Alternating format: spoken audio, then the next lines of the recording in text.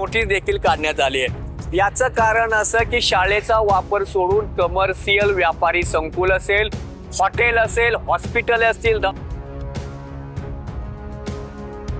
शासनाच्या गायरान जमिनीवर खाजगी संस्थेला वापर करता येत नाही।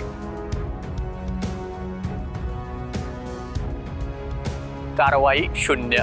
मग आजवर का कारवाई केली नाही याचा देखील जावई शोध घेणं तेवढंच गरजेचं असणार आहे। देण्यात आलेला कब्जा परत शासनाकडे म्हणजे भोगावतदाराचे नाव कमी होण्याबाबत तक्रार अर्ज देण्यात आला आहे। नमस्कार, मी भारत शिंदे, न्यूज इंडिया मराठीमध्ये आपलं स्वागत आहे। तर मंगळवेढा शहरात असलेल्या शिक्षण प्रसारक मंडळ मंगळवेढा ही एक प्रामुख्याने खाजगी संस्था असून स्वप्नील विठ्ठल माने यांनी दिलेल्या तक्रारी अर्जानुसार खरं तर ही तक्रार पुणे विभागीय आयुक्त, सोलापूर जिल्हाधिकारी सह स्थानिक तहसीलदार यांच्याकडेही अनेक कारणांसाठी देण्यात आली आहे। माने यांच्या तक्रारीनुसार शिक्षण प्रसारक मंडळ मंगळवेढा हे शहरातील शासकीय गायरान क्रमांक सी सह नंबर 256, सिटी सर्वे नंबर 1496 अ1 भोगावतदार असलेले शिक्षण प्रसारक मंडळ हे नाव कमी होण्याबाबत पत्र दिलं गेलं आहे। खरं तर जागा शासकीय गायरान, मात्र याचा वापर केला जातोय ती खाजगी संस्था। शासकीय नियमानुसार खाजगी संस्थेला गायरान जागेवरती कोणत्याही प्रयोजनासाठी मंजूर केला जात नाही। नेमकं या पाठीमागे काय काय कारण दिली गेली आहेत याबाबत सविस्तर बोलणार आहोत। व्हिडिओ शेवटपर्यंत ऐका। खरं तर सर्वे नंबर 1496 मध्ये एकूण जागेपैकी 5 एकर 15 गुंठे ही जागा मंगळवेढा शिक्षण प्रसारक मंडळ मंगळवेढा यांना शैक्षणिक प्रयोजनासाठी सन 72-73 साली भूमापन योजना लागू झाल्याने 256 नंबर मधील देण्यात आला आहे। यानंतर पुन्हा 256 मधील 333 चौरस मीटर ही क्षेत्र एवढे क्षेत्र शिक्षण प्रसारक मंडळाच्या नावे शैक्षणिक प्रयोजनाकरता वाटप करण्यात आलं। खरं तर ही शासकीय गायरान जमीन असून ही जमीन गावकऱ्यांच्या विविध उपयोगात आणण्यासाठी प्रामुख्याने या जागेचा वापर करण्यात येतो। मात्र आता ही सर्व जागा आपल्या मालकीची हक्काची असल्याचं काही बाबींवरून निदर्शनास आलं।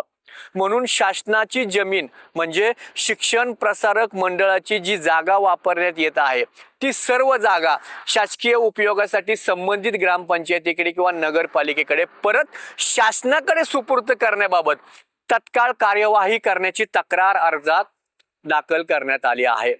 तसेच या जागेमध्ये अतिक्रमण करत 50हून अधिक व्यापारी संकुल उभा करून गाळे काढून अतिक्रमण केल्याचाही दिसून येतं। एवढंच नाही तर त्या जागेवर दवाखाना असेल, सार्वजनिक बांधकाम अगोदरच केलेले अस्तित्वात असलेले अतिक्रमण वगळण्यात यावी असं देखील निर्देश दिले आहेत। खरं तर प्रयोजनासाठी जमीन मंजूर करत असताना ग्रामसभेचा किंवा ग्रामपंचायतीचा जमीन मंजुरीसाठी सुस्पष्टता ठराव असणे तेवढंच गरजेचं आहे आणि त्या ठरावास जिल्हा परिषदेचे मुख्य कार्यकारी अधिकारी यांची देखील मान्यता असावी लागते। शासकीय जमीन मंजूर करत असताना नियोजित आराखडे, नकाशे असणे ते देखील तेवढंच गरजेचं आहे। हे नियमात बसत नसल्याचं, शिक्षण प्रसारक मंडळाच्या नियमात बसलत नसल्याचा ठपका ठेवला गेला आहे। खरं तर सन 1962 साली 5.15 एकर पैकी म्हणजे 1.34 गुंठे शाळेच्या वसतिगृहासाठी व क्रीडांगणासाठी 3.18 एवढी क्षेत्र शिक्षण प्रसारक मंडळाचे अध्यक्ष DS कदम यांना कब्जा देण्यात आला। तोच देण्यात आलेला कब्जा परत शासनाकडे म्हणजे भोगावतदाराचे नाव कमी होण्याबाबत तक्रार अर्ज देण्यात आला आहे। पुन्हा 2009 साली मंगळवेढा नगरपालिकेकडून बांधकाम परवानगीबाबत व चालू केलेल्या काम थांबवण्याबाबत एक नोटीस देखील काढण्यात आली आहे। याचं कारण असं की शाळेचा वापर सोडून कमर्शियल व्यापारी संकुल असेल, हॉटेल असेल, हॉस्पिटल असतील, दवाखाने असतील त्या ठिकाणी भाड्याने देण्यात आले। शासकीय जागेचा खासगी वापर करत या ठिकाणी लाखो रुपयांचं भांडवल मिळवलं जातं। दुसरं असं की त्याच जागेवरती मी आधी सांगितलं होतं की शासनाच्या गायरान जमिनीवर खाजगी संस्थेला वापर करता येत नाही, पण त्याच जागेवरती कमर्शियल शिक्षण अर्थात डी फार्म असेल, बी फार्म असेल, अशा मोठमोठ्या बिल्डिंग उभा राहून लाखो रुपयांची फी घेतली जाते असा देखील आरोप तक्रार अर्जात करण्यात आली आहे. तसेच वाटप केलेल्या जागेपैकी जागेच्या 34 गुंठे जागेवरती बेकायदेशीर अतिक्रमण आणि तेही कायम करण्यात आले असल्याचं दिसून येतं. त्यामुळे शासनाचीच असलेली ही जागा परत शासनाने घ्यावी. दुसरं असं की यात शासकीय गायरान जमीन असलेल्या ठिकाणी बेकायदेशीरपणे लाखो रुपयांचा मुरमाचा देखील उपसा करत त्या ठिकाणी दिसून आलं. हा खड्डा तसा पाहिला गेला तर आजही तसाच आहे. 100 ते 150 फूट लांब, 40 फूट रुंद आणि 20 फूट खोलीचा खड्डा खांदून मुरुम उपसा करत हजारो ब्रासची मुरुम बेकायदेशीरपणे विक्री केल्याचा अर्जही तहसीलदार यांना देण्यात आला. मात्र कारवाई शून्य. मग आजवर का कारवाई केली नाही याचा देखील जावई शोध घेणं तेवढंच गरजेचं असणार आहे. आता तरी तहसीलदार जागे होऊन कारवाई करतील का हेही पाहावं लागेल. तसेच मंगळवेढा तालुका क्रीडा संकुलाच्या जागेवरती असलेल्या रनिंग ट्रॅकवर शिक्षण प्रसारक मंडळ यांनी बेकायदेशीरपणे पत्रासेड मारत अतिक्रमण केले असल्याचाही कारणाने तत्काळ ते अतिक्रमण काढत तो रनिंग ट्रॅक रिकामा करावा अशी देखील एक तक्रार करण्यात आली आहे.